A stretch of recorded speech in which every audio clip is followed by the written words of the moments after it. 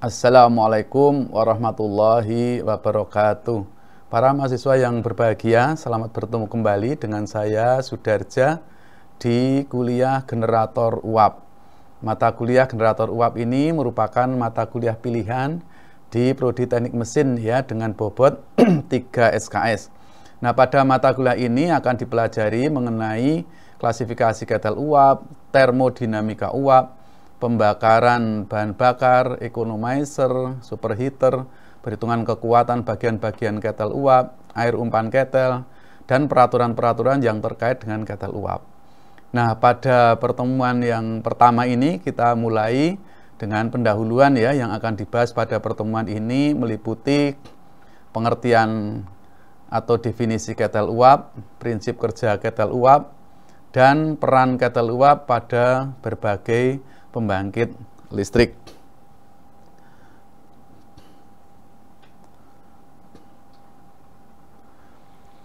Baik, pengertian ataupun definisi ketel uap.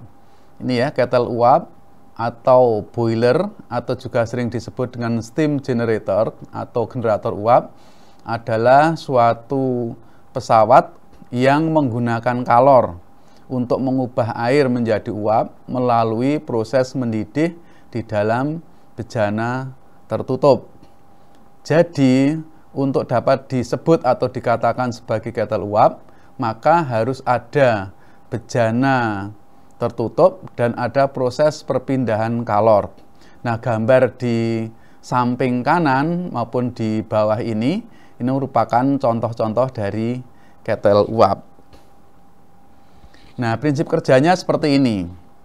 Yang pertama, bahan bakar itu dibakar ya di dalam ruang bakar atau furnace dan menghasilkan kalor atau panas. Selanjutnya kalor tersebut diberikan ke air ya, baik secara radiasi, konveksi ataupun konduksi. Nah, akibatnya temperatur air itu akan naik sampai ke titik didihnya, ya air itu mendidih. Nah, kalau sudah mendidih dan kalor terus diberikan, temperatur air itu tidak naik, tetapi air itu berangsur-angsur ya, berubah menjadi uap jenuh atau saturated steam. Nah, kalau saturated steam ini kemudian dialirkan ke superheater, kemudian diberi kalor lagi dan temperatur uap jenuh itu naik, maka uap jenuh itu akan menjadi uap panas lanjut atau superheated steam. Nah, apakah superheated steam atau superheated steam itu dapat digunakan? Tentunya penggunaannya berbeda ya untuk saturated steam dan superheated steam. Nah, kemudian kalau air itu sudah berubah menjadi uap, itu dapat digunakan untuk apa? Yang pertama adalah untuk pemanas ya, misalnya pada pabrik gula. Nah, di pabrik gula itu digunakan uap jenuh, bukan superheated steam, bukan uap panas lanjut. Kenapa kok tidak air panas saja? Nah, ini keuntungannya ya menggunakan uap jenuh. Yang pertama, proses pembentukannya mudah ya, tidak seperti superheated steam ya, nggak perlu superheater. Kemudian temperatur uap jenuh itu tidak mudah berubah walaupun dipakai dalam proses pemanasan yang lama. Nah, kemudian penggunaan yang kedua, misalnya untuk menggerakkan pesawat-pesawat tenaga uap, misalnya turbin uap gitu ya. Nah, di sini digunakan uap panas lanjut atau superheated steam. Keuntungannya apa kok menggunakan superheated steam? Yaitu superheated steam itu tidak mudah mengembun, sehingga memperkecil kerugian daya serta mencegah timbulnya korosi di dalam bagian-bagian turbin. Yang ketiga, gabungan antara penggerak dan pemanas. Jadi uapnya uap panas lanjut, digunakan terlebih dahulu untuk penggerak turbin uap, kemudian sebagian atau sisanya atau uap bekasnya itu digunakan sebagai pemanas, dan juga penggunaan-penggunaan yang lain yang sifatnya khusus. Nah, ini tabel uap itu ya. Ini tabel uap. Uapnya ini saturated water atau uap jenuh. Ini tabel uap jenuh. Nah, kita memang dituntut untuk bisa membaca tabel-tabel uap ini. Nah, ini tabel yang pertama ini basicnya adalah temperatur ya. Basicnya temperatur. Nah, yang dapat dilihat di tabel ini antara lain adalah volume jenis, kemudian energi dalam yaitu internal energi, kemudian entalpi dan entropi.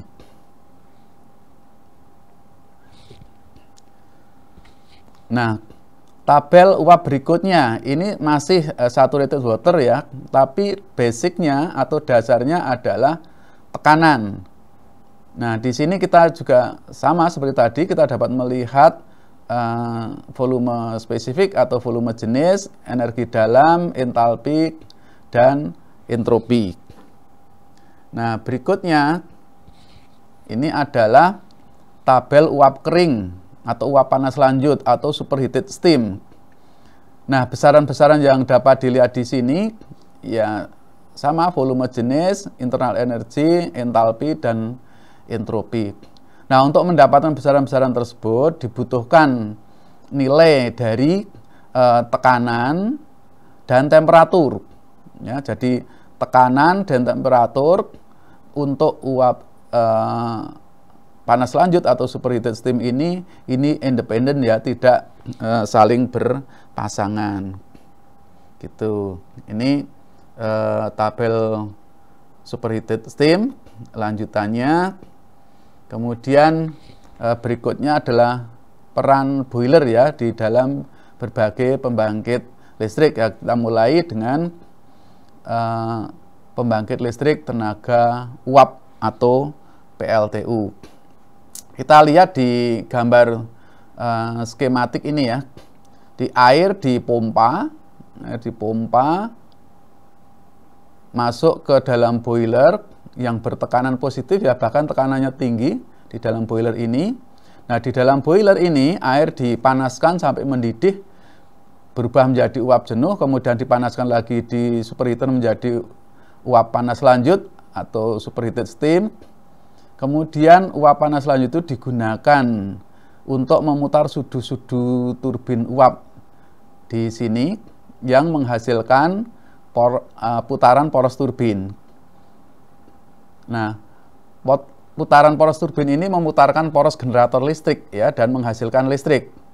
Nah, uap yang keluar dari turbin uap ini didinginkan di kondenser dan mengembun sehingga akan menghasilkan atau menjadi air kondensat. Nah, air ini dipompa lagi menuju ke boiler dan begitu seterusnya.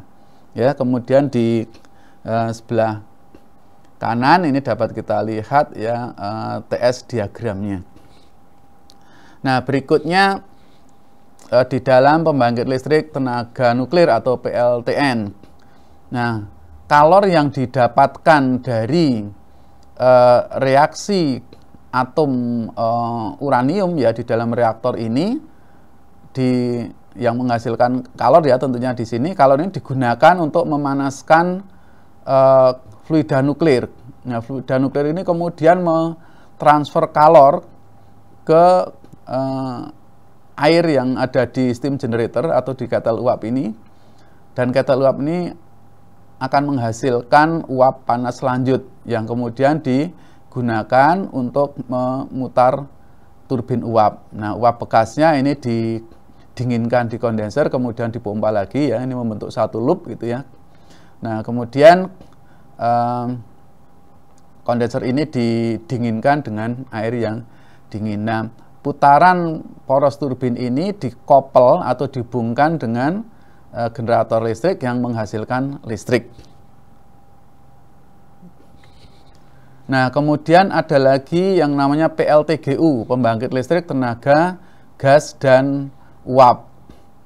Nah, pada PLTGU pemanas airnya tidak disebut ketel uap ya, tetapi disebut HRSG atau Heat Recovery Steam Generator ini ya di dalam gambarnya ya. Kenapa? Karena tidak ada pembakaran bahan bakar di sini. Nah, kalau yang digunakan dari mana? Kalau yang digunakan untuk memanaskan air ini didapatkan dari gas buang turbin gas yang temperaturnya masih sangat tinggi. Ya, di sini. Ya, ini digunakan untuk memanaskan air di sini ya.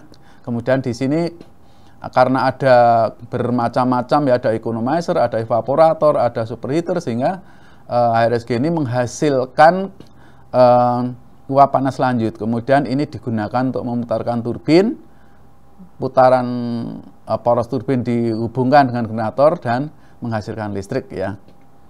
Nah, demikian telah kita diskusikan mengenai pengertian atau definisi ketel uap, prinsip kerja ketel uap, dan peran ketel uap pada berbagai pembangkit listrik. Ya, terima kasih Anda telah mengikuti dengan tekun dan runtut. Insya Allah kita akan ketemu lagi di pertemuan berikutnya.